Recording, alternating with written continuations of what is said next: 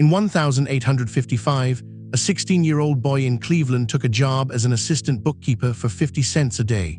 His father was a traveling con man who sold fake medicine. 50 years later, that boy controlled 90% of America's oil and held a fortune so large that, adjusted for today's money, no American has ever matched it. This is not a story about luck. It's the story of a machine. Let's start with the number. At his peak in 1913, John D. Rockefeller's fortune hit roughly $900 million, at a time when the entire United States economy produced about $39 billion a year. He personally held close to 2% of American GDP. Adjust that for today, and most estimates put him past $400 billion. Richer than anyone alive now. And every dollar of it flowed from one single machine. The origins were the opposite of privilege. His father, William, nicknamed Devil Bill, was a literal traveling con artist who sold quack medicine and vanished for months at a time. His mother raised 6 children on discipline and church. Young John absorbed 2 lessons that would define everything. Money is survival, and record-keeping is power. At 16, he became an assistant bookkeeper, and he treated the ledger like scripture. He would later say he loved numbers more than words.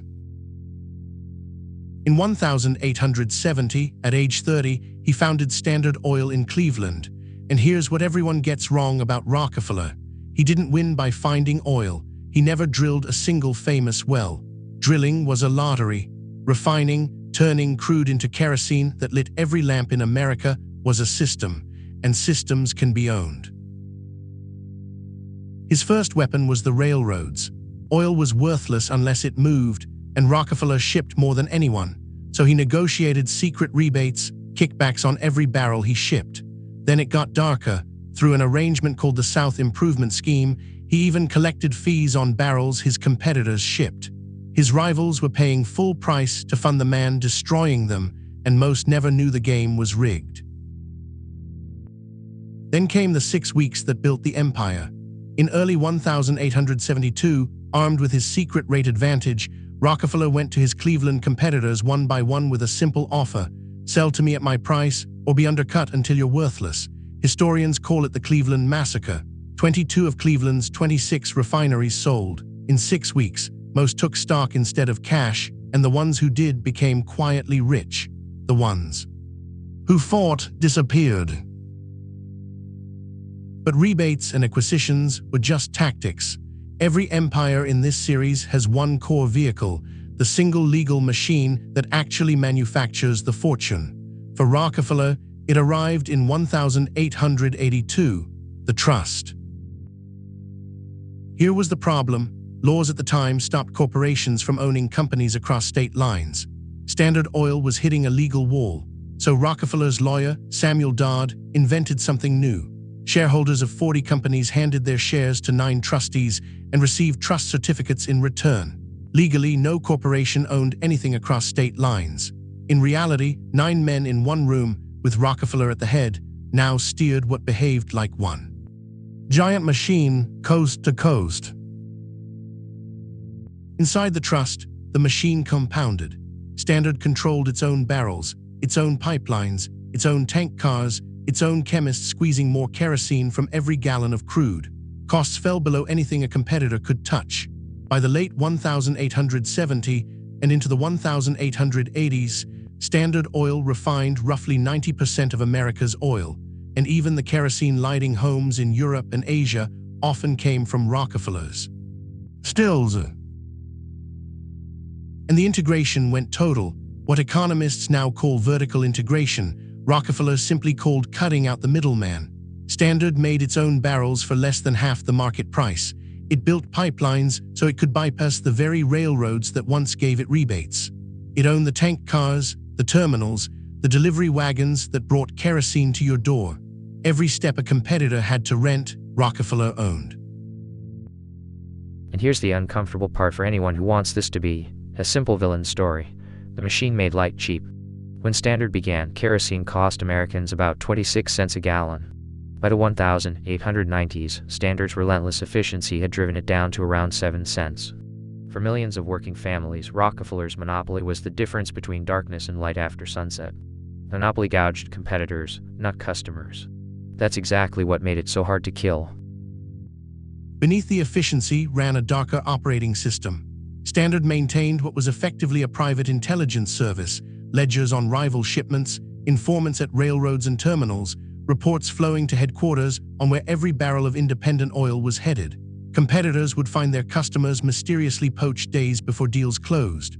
When a rival pipeline was being built, Standard sometimes bought the land in its path.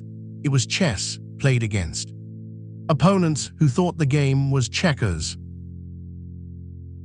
Was it genius or was it predation? Honestly, both, and Rockefeller never saw a contradiction. He genuinely believed competition was wasteful chaos, and that consolidation under the most efficient operator, him, was practically a moral duty. He called it cooperation. His victims called it strangulation. The Supreme Court would eventually get to choose a word. Because America was waking up. In 1902, a journalist named Ida Tarbell, whose father's oil business had been crushed by Standard, began publishing a 19-part investigation that exposed the rebates, the espionage, the predatory pricing. It became one of the most consequential works of journalism in American history. Congress had already passed the Sherman Antitrust Act in 1890, aimed squarely at trusts like Standard's. Machine finally had an enemy its rebates couldn't buy: public rage. In 1911, the Supreme Court ruled Standard Oil was an illegal monopoly, and it was ordered broken into 34 separate companies. The empire was dead. Except, here's the twist nobody expected. Rockefeller kept his proportional shares in all 34 pieces. Freed from the antitrust cloud, those pieces, the companies that became Exxon, Mobil, Chevron, Amoco, Marathon, soared. The breakup designed to punish him roughly doubled his net worth. Government swung the axe, and the axe made him the richest man alive. Run the numbers on what that empire became. Of today's oil supermajors, an enormous share traced their corporate DNA straight back to that one trust. ExxonMobil alone is the direct descendant of two Standard pieces. More than a century after the breakup, you have almost certainly bought gasoline from a company Rockefeller built. And then came the strangest act of the story. The world's most ruthless monopolist became history's most systematic giver. He had tithed to his church since that first 50-cent paycheck, and in retirement, he industrialized generosity the same way he'd industrialized oil, hiring experts, demanding measurable results. Over $500 million flowed out.